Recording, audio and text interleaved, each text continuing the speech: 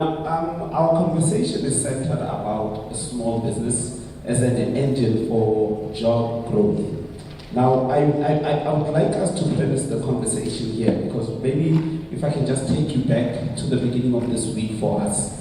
There's one thing I picked up. A lot of people say English is an international medium of communication. But throughout our journey this week, there's one thing that I picked up, and that the actual international medium for communication is actually currency, it's actually money. Yes. Everywhere you go, it does not matter. When you meet a person and talk to them, you may not understand each other. But the moment you talk about exchange for goods, you immediately understand each other. Yes. So now we're talking about small business as an engine for growth because we have seen throughout this week how people have been impacted by our journey from Egypt right up to this point in Israel. So now I just have a few questions for you as panelists that I'd like you to perhaps guide me through with responses. And the first question that I have and I'd like to ask is, why are small businesses important in the life of any economy?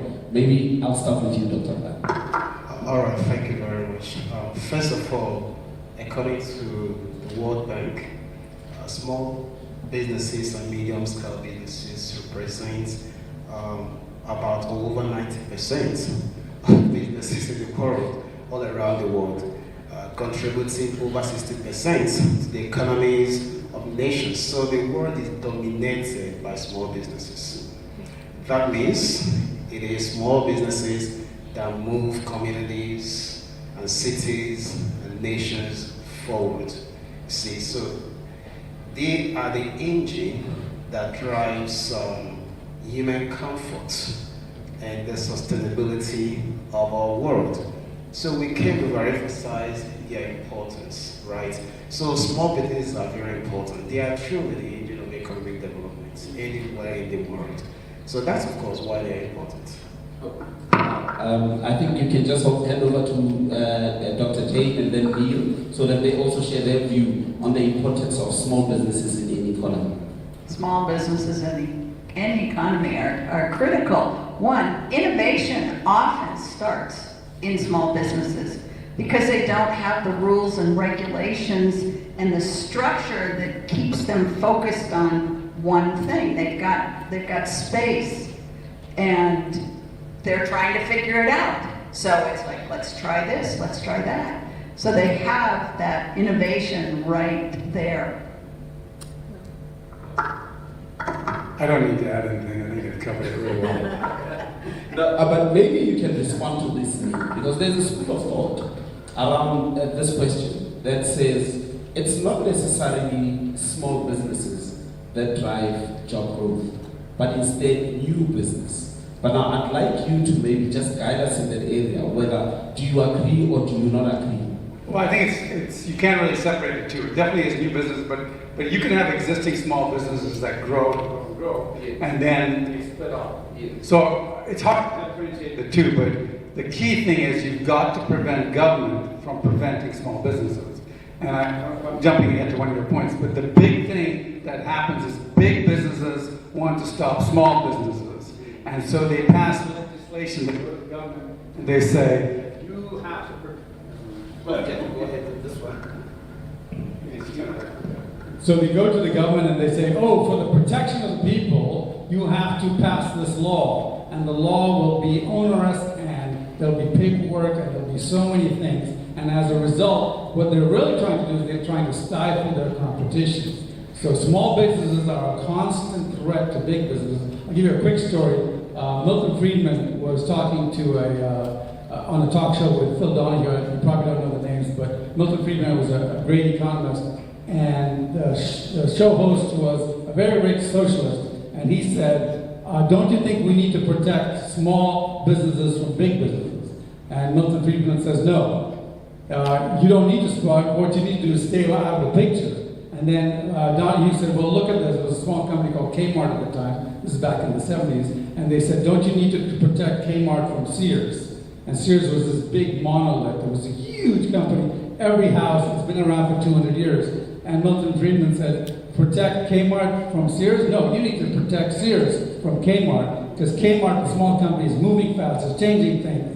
And in 2004, Kmart bought Sears. Right? So, but the thing is that as soon as Kmart became big, they tried to stop small businesses themselves. Right? So it's actually a vicious circle. So it actually becomes a vicious circle. You start out small, and as you grow, you then want to take over the big ones, and as soon as you're big as them, then you want to swallow everybody up. Wow. So I think that is an important point to note. But the question that I also have is the ratio of small businesses that start up. And Dr. Brian mentioned this, that 90% of businesses in the world are small businesses. But there's also the statistic that 90% of these businesses fail, and 10% of these businesses in the first year. Can we just talk about that a little bit? No, anyone of you. Okay, fantastic. Yes. Yes, hello. Okay, failure, whether in a small business or big business, happens because of lack of capacity. That's why people fail. So, small businesses can fail if those who are driving them lack the capacity to manage the complexities of running the business. Yes. Because big businesses also fail for the same reason. Now, the complexities and the ability to manage them could come in the case of small businesses. It could come from structure. It comes from a separation from the original vision, original mission, original spirit driving the idea for which the business was started. And that can also be the same thing with a small business. So, really, I like Dr. J when she talked about innovation. Because you see, I did mention earlier that there are only two good things of any enterprise, and that is innovation and marketing. There are many problems in the world. When you start out in business, because you identify problems and you prepare yourself to solve the problems, you are definitely going to do well. But when you start out and you start doing well, and you start, your agenda changes from the reason why you started to other reasons, which might mean to just get bigger, stop others from stopping you, then you become a threat to society. And as a matter of fact, you're supposed to be taken out of the game. You see, the purpose of existence of businesses is to know the world forward. And to drive a business, whether small or big, like I say, you need capacity. You need capacity to be able to first recognize problems, and then be able to get people on board to collaborate with you to solve the problem, because you will never be able to solve problems alone. You need people to work with you. So when you start losing the capacity to bring about all of this, you are going to fail. Now, it is possible that I start out as a small business and I start doing well. And Neil notices my success and becomes immediately attracted to this success, not the spirit that is driving me. Perhaps I started this business because I truly want to take out the frictions in the society. There's something called idle capacity, which is when more is possible, but it's not happening for a variety of reasons. And I build the capacity to fill the gap, and people begin to respond to my efforts by patronizing me because I'm solving their problems. But Neil got into the game because he's seeing that I'm smiling to the bank.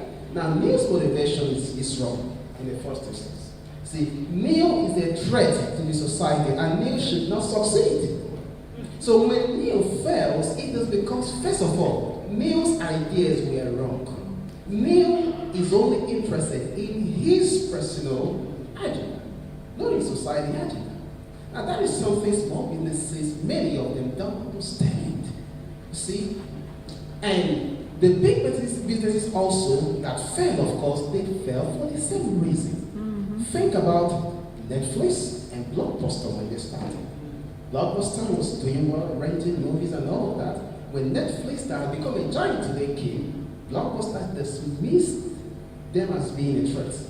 A few years later, Blockbuster was out of the game. Think about Kodak. Kodak was a king of the industry.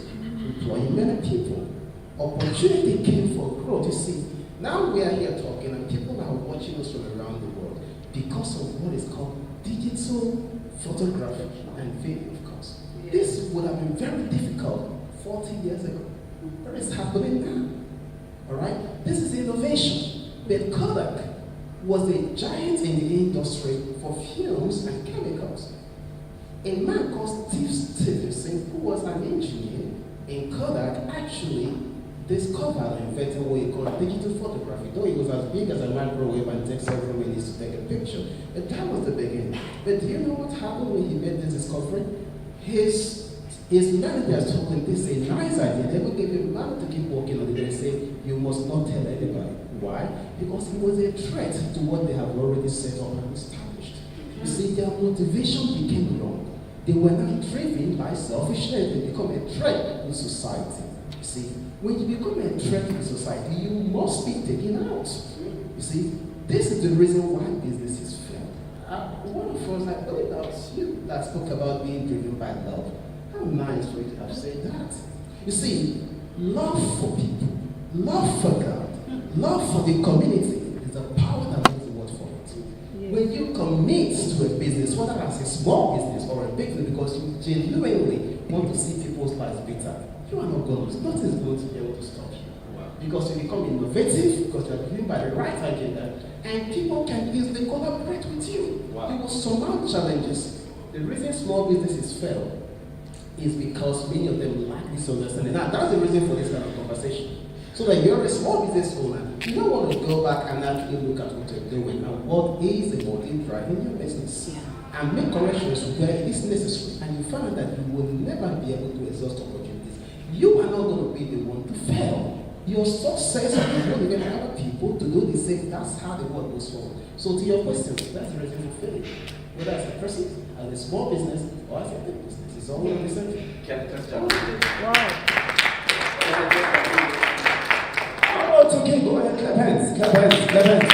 I mean, if you are running a business, what Dr. Brian must resonate with you. It really has to resonate with you, which brings me to my next point. My intention was that Dr. Jane and Neil would respond as well. But there's a question that I'd like them to respond to, because the main reason for this conversation is job creation and the growth in society for this particular opportunity for everybody. This conversation is about how small businesses can create opportunities.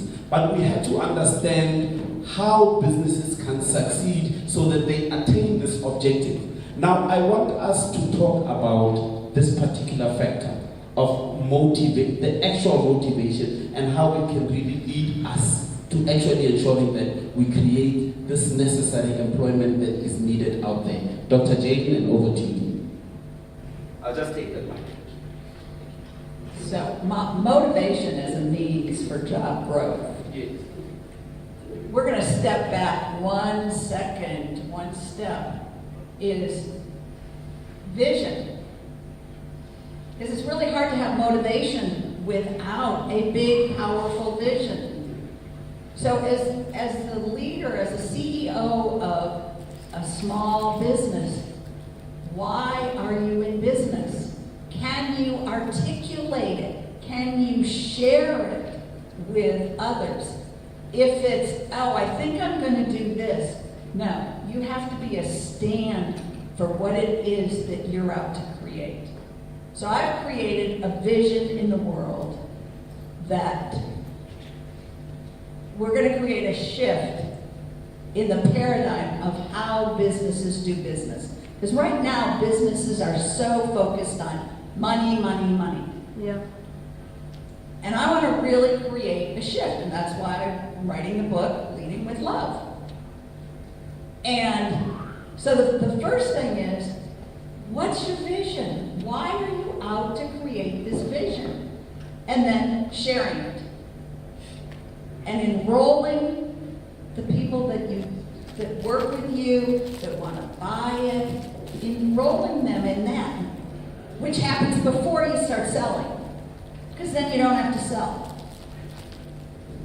And most leaders, most CEOs don't do that work.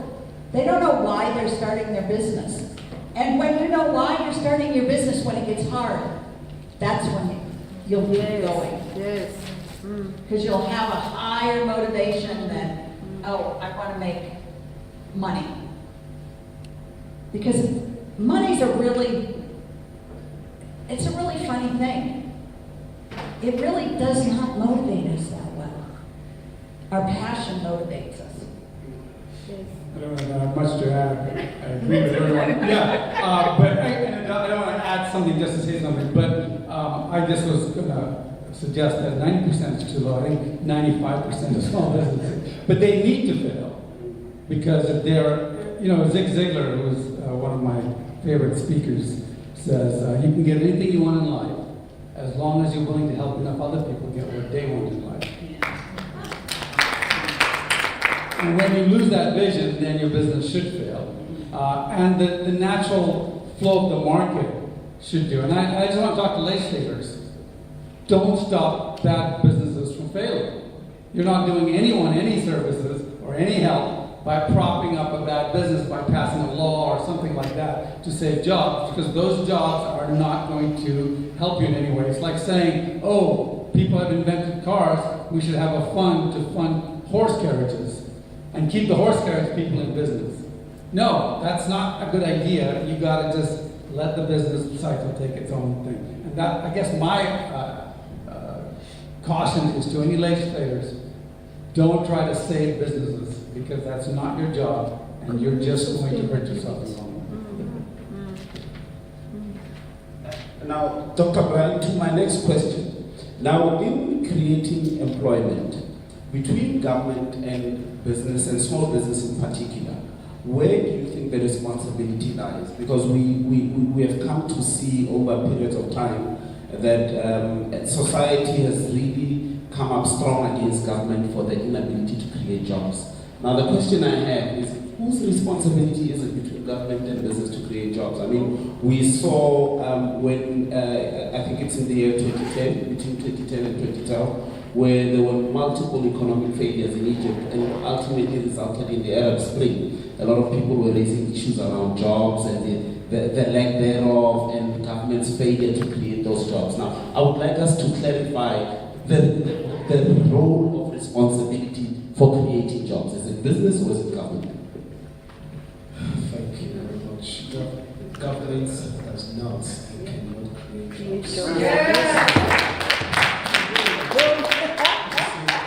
When I was doing the keynotes, I did explain that the world's citizen came from the ancient understanding about living in the city and taking responsibility.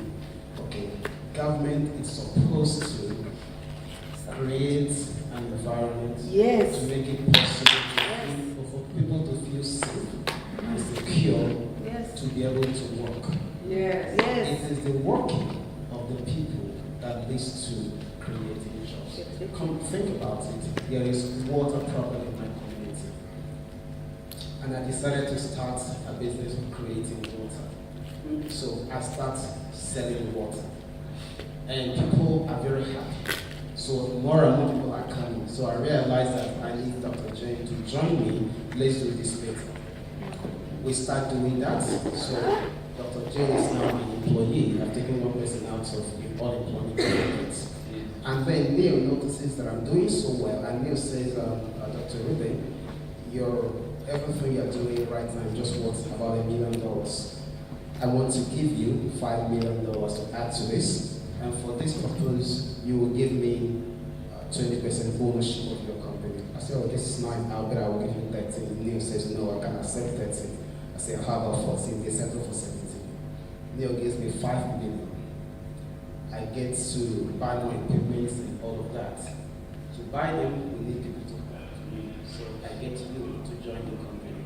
I get Major Doctor to join the company. Now people are getting jobs. Our output now increases. Trade is increasing. The economy we're becoming more productive. Now because of what we're doing right now, we need to buy more chemicals from the person who supplies us. We're buying more chemicals. He realizes he needs to expand. He employs 3 more people. Do you understand? He has suppliers as well. So this productivity extends to its suppliers. They employ more people. Now, 200 people have been employed in our community. Now, because we're doing so well, we decide to take this our water business to another community. We take it there, and we have the strength now because we have no money coming in to do a little better. More people are getting employed. You see, but we don't want to live in a situation where suddenly we come to work and all our machineries are destroyed. And because you see, as we're doing this, the government says you must give us a certain percentage because we can protect you. All right? So the government ensures that we are protected. They also ensure that the policies that drive business in that community are fair, right? So that we that are doing so well now, we don't stop Major Son who wants to start doing the same water business, all right? So there are policies to protect other people who want to come into the business. Yes. Now the government ensures that that's happening. By doing this, the government protects everybody, creates a level playing ground because we all believe and we submit to that government, right? But here's the big problem. The big problem is when people get into government without being leaders themselves. And when people get into business without being leaders themselves, remember, leaders take responsibility. All right? So if I am in government, I am a leader, I take responsibility of ensuring that the environment is fair and just for businesses to operate.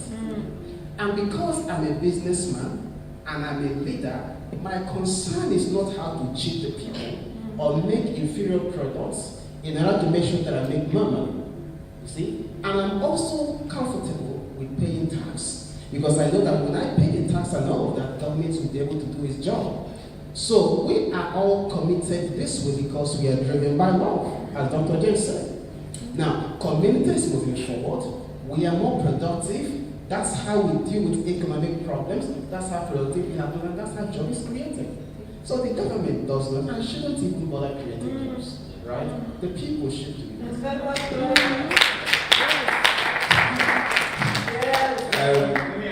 Of course. Go ahead. I just wanted to check our time because the conversation is now moving. So just think about it. If government was so good at creating jobs, why would they not start their own company? Why are they politicians, right? Who are these economic genius angels in government? Who, one, know the best technology, know the best way to think, the best product. Who are they? And then who are these angels that would not actually help their friends out because they say, hey, I'm going to give you this benefit here, benefit there. We should not trust government, never trust government. They are not going to solve your problems, they're going to cause problems. Remember, government is not the solution to the problem, they are the problem. Except when they protect your rights and protect your property.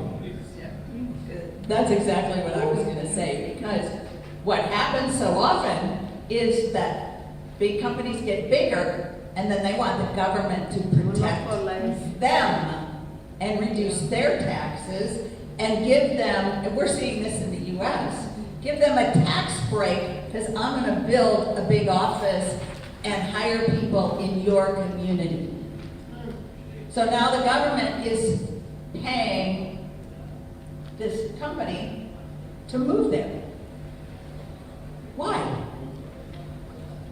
Why won't they pay my company to move there? Just because I'm a little company and I'm the only one? You know?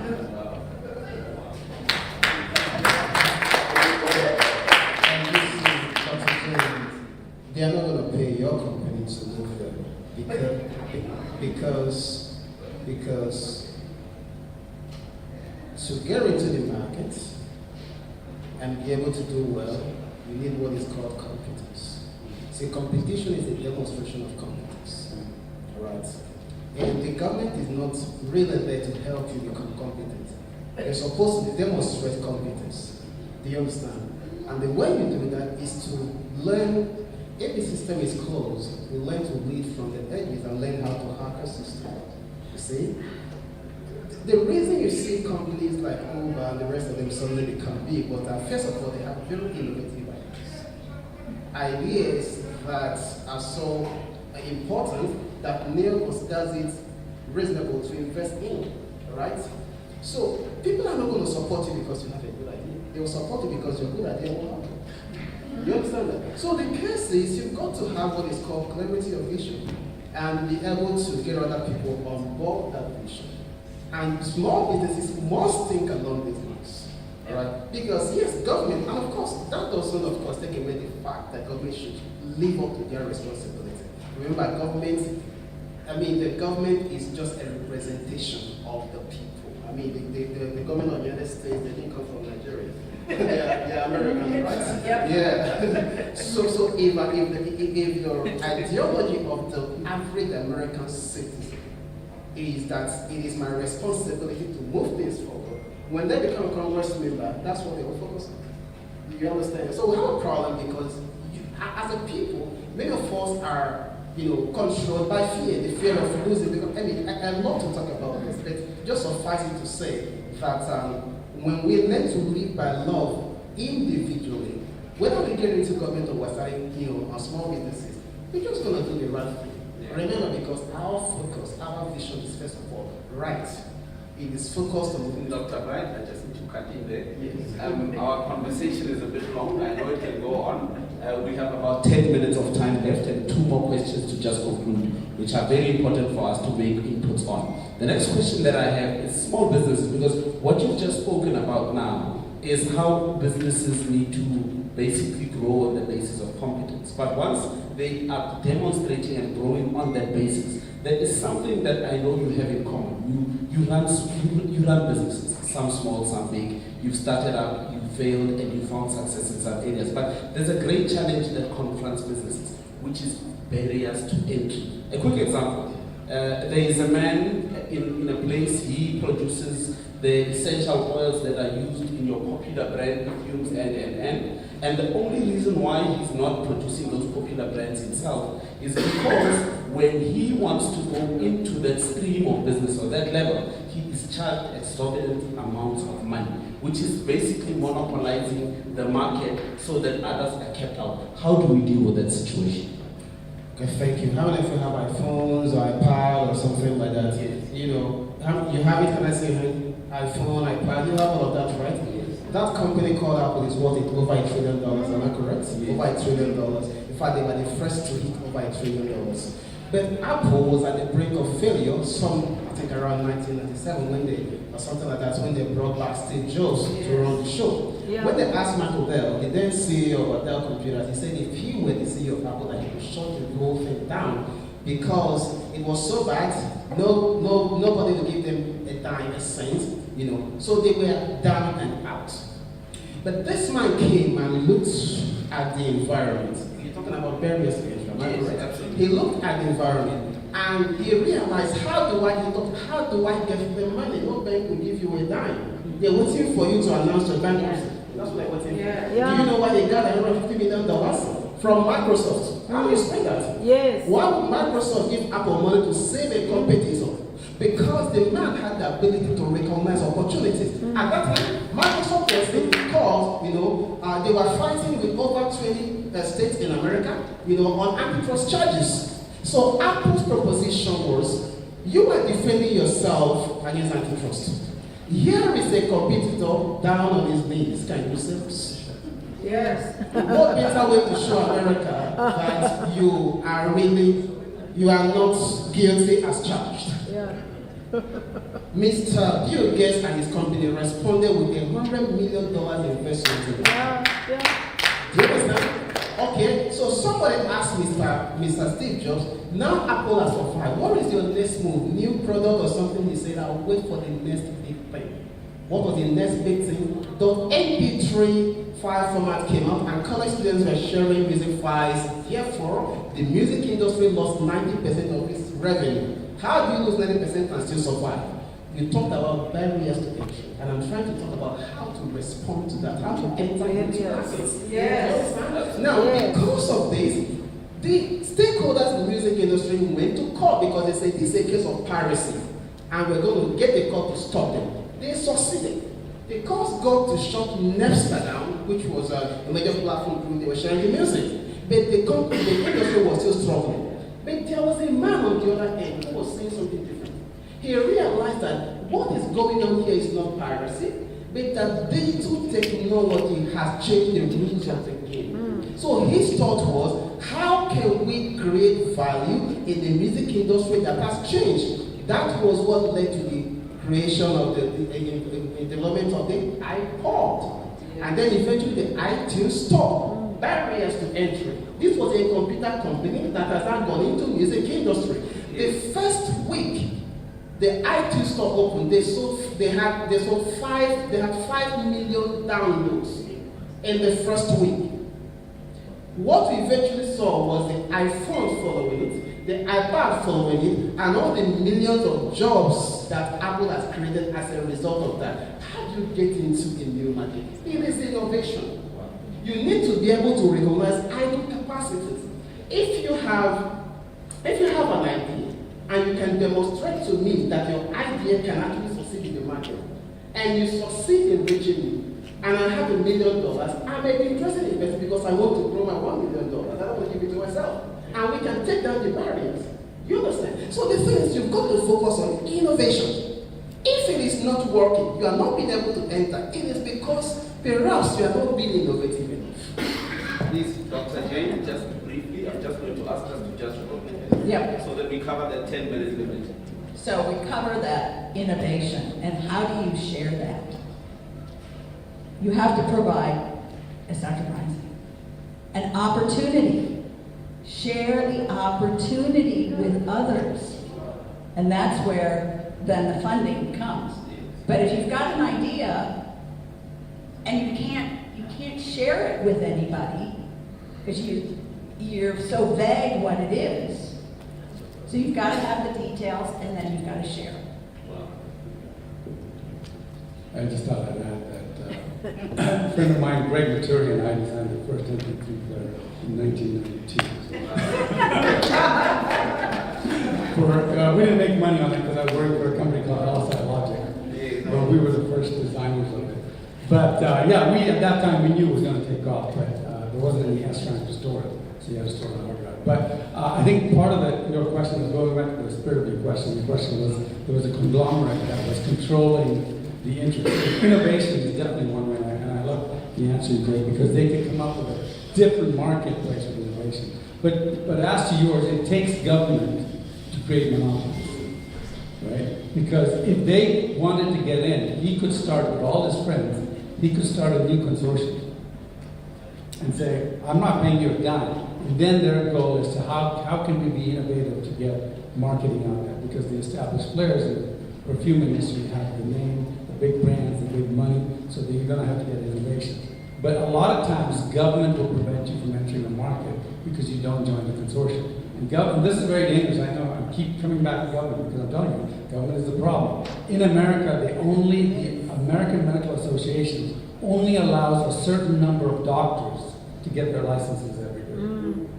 In Santa Clara County, where I used to be in Silicon Valley, because I was in Silicon Valley for 40 years, in Santa Clara Valley, the existing hospitals won't let a new hospital open up because they control the number of hospital beds that are allowed. Why? Because government does it for them. They go to the government and say, we have to have these requirements. So at the end of the day, the government is the one that controls it. Wow. And that's the stuff. There's so much to say on this conversation, and as I said, we can speak until tomorrow because it is an interesting matter. It is a matter that touches all of our lives. But I want to say to everyone that is an entrepreneur in this place is that all it takes is innovation, it takes consistency, and the belief and the motivation must be a motivation of love and a need to change the lives of other people. Yes. This is mdntv, the pulse of a new global conversation. I am Deacon Judah. Until later, thank you.